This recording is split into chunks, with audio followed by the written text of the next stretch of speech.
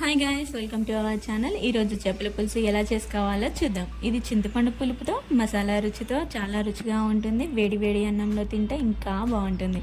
చేప ముక్కల్ని నిమ్మరసం ఉప్పు వేసి కడిగి 10 నిమిషాల పాటు పక్కకు ఉంచాలి. 4 టేబుల్ స్పూన్స్ కారం, 2 టేబుల్ స్పూన్స్ ఉప్పు, 1.5 టేబుల్ స్పూన్స్ అల్లం వెల్లుల్లి పేస్ట్, హాఫ్ స్పూన్ పసుపు, 1 స్పూన్ మసాలా వేసి ముక్కలకు బాగా పట్టించాలి. అదో బౌల్లో చింతపండు నానబెట్టుకోవాలి. కడాయిలో ఆయిల్ హీట్ అయ్యాక 4 ఉల్లిపాయ ముక్కలు, 4 పచ్చిమిర్చి వేసి బాగా వేయించాలి. తర్వాత అల్లం వెల్లుల్లి పేస్ట్, పసుపు, కొత్తిమీర వేసి అల్లం పచ్చివాసన పోయేంత వరకు వేయించాలి.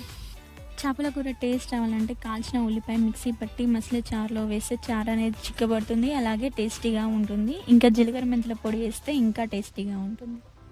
ఉల్లిపాయ ముక్కలు బాగా వేగాక మసాలాలు పట్టించిన చేప ముక్కలు అయితే వేసుకొని మనం నెమ్మదిగా కలుపుకోవాలి. చేప ముక్కలు బాగా వేగాక చింతపండు రసం వేసి మరిగించాలి. పులుపు చూసుకొని వాటర్ యాడ్ చేసుకోవాలి. 10 నుంచి 15 నిమిషాల వరకు మీడియం ఫ్లేమ్లో అయితే మరిగించాలి.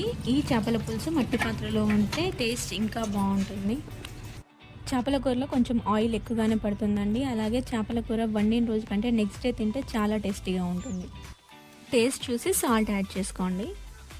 పులుసు అనేది చిక్కబడ్డాక జీలకర్ర మెంతుల పొడి, ధనియాల పౌడర్, కొత్తిమీర వేసి ఒక్కసారి కలిపి స్టవ్ ఆఫ్ చేసుకోవాలి. అంతే అండి, మన రుచికరమైన చేపల పులుసు అయితే రెడీ. ఇది వేడివేడి అన్నంలో తింటే చాలా రుచిగా ఉంటుంది. వీడియో నచ్చితే లైక్ చేయండి, షేర్ చేయండి, సబ్స్క్రైబ్ చేయండి. Do follow our channel for more updates. Thanks for watching.